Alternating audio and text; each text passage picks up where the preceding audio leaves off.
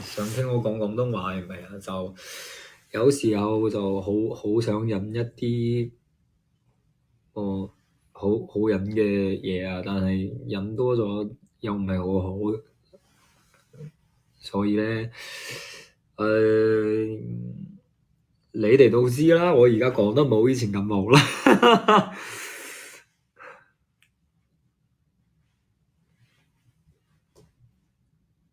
廣東話嘅歌唱一啲，以後有機會嘅話會唱一啲㗎，但係而家講得唔係好好啊！冇啊！練習啦，有機會，如果有機會講嘅話，係啊，但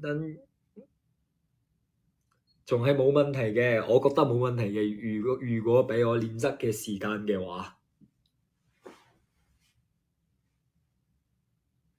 一啲執啦，可以執翻嚟噶，好玩。哎，果然係小時候講得好，哎，其實小時候就真的是邊拍攝邊學的，就是在現場就有很多演員前輩就在現場教我，然後根據就劇本上的那些，因為劇本上的其實字也是繁體嘛，然後就邊練。一點一點剪吧，我覺得還是可以剪回來的。就以後如果需要的時候啊。